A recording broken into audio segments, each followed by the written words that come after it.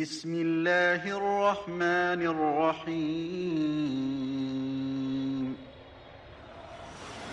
قالوا ألم تكن أرض الله واسعة فتهاجروا فيها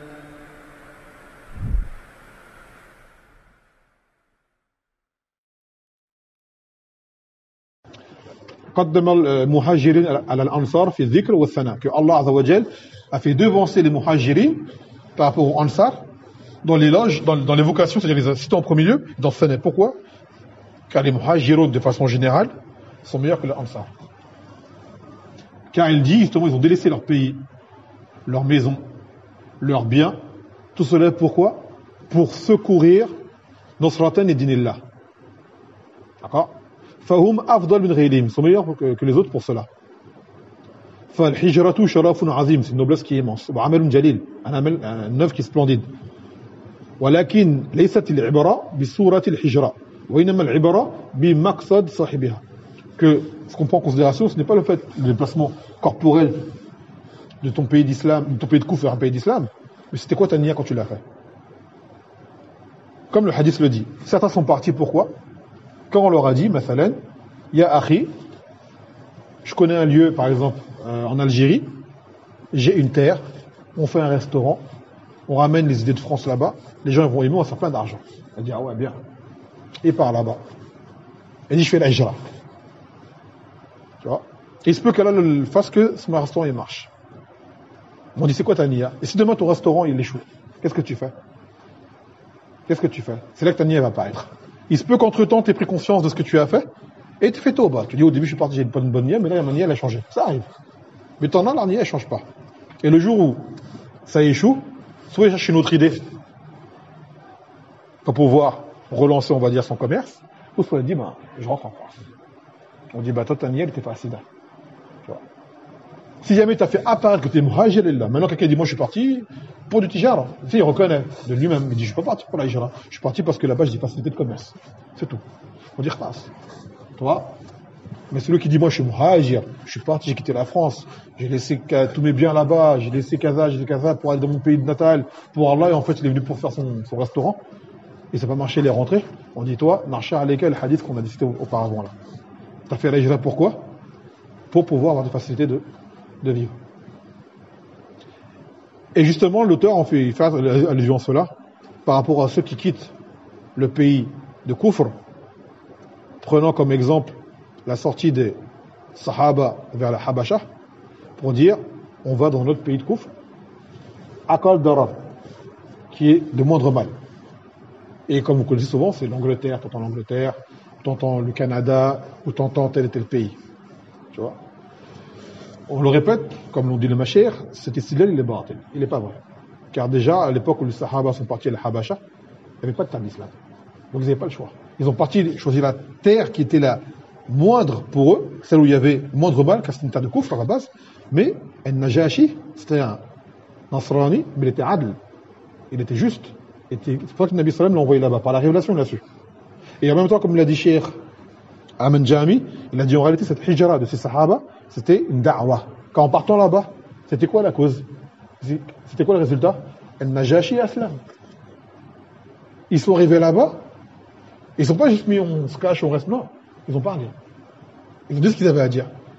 Quand le Najashi les a convoqués, à cause de Quraysh qui sont venus faire tahrish entre eux et lui, ils ont expliqué c'est quoi leur religion, qui était Mohammed, et ils ont récité Surat Maryam. C'était Ja'far. Il savait qu'il avait affaire à des Nasara. Donc il a choisi quelle sourate? Celle qui parle de Maryam, de son fils. Et il l'a lu, il l'a récité. À tel point qu'ils ont tous pleuré. Ils ont tous pleuré.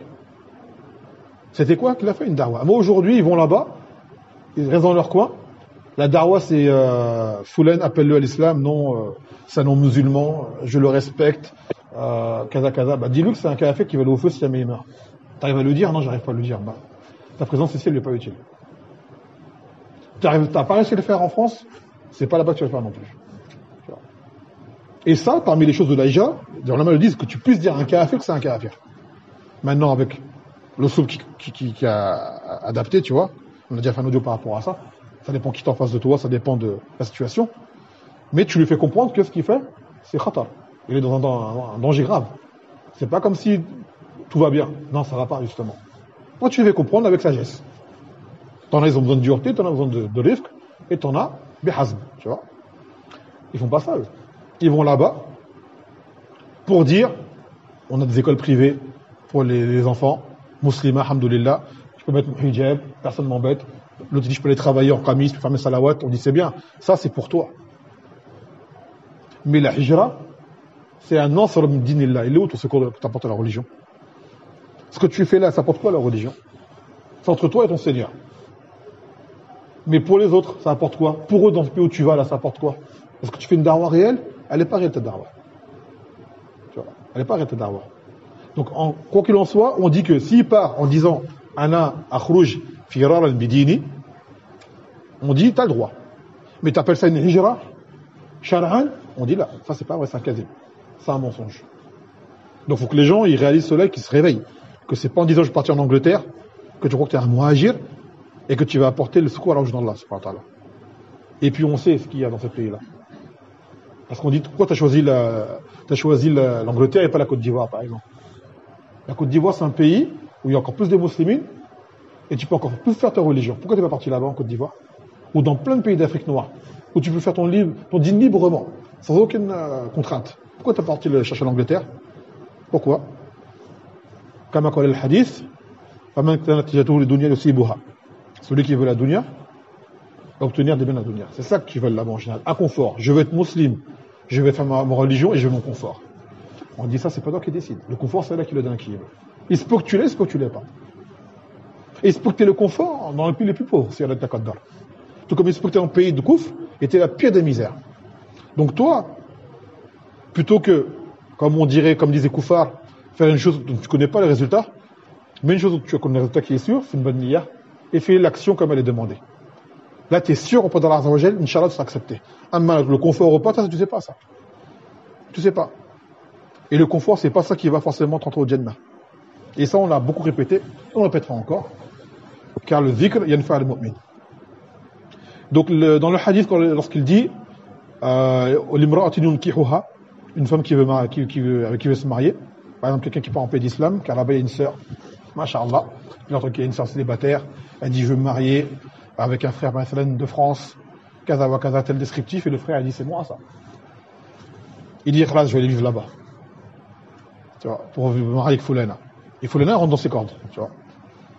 Après, il dit, je suis muhajir. On dit là, t'es parti pour Foulana. S'il n'y a pas Foulana, ils ne sont pas partis. Et comment ça se saura? Il se peut qu'après, avec Foulana, ça ne marche pas bien. Ça se passe mal. Faites dans la machafa'al. Qu'est-ce que tu fais? Tu cherches une Foulana, ou généralement, tu vas rentrer. Illa man wuffiqa li yudrik hadha al-amr thumma yatub wa yuraja nafsah. Et aussi kazalik. Ils comprennent ça par la suite et leur nia change et après ils corrigent.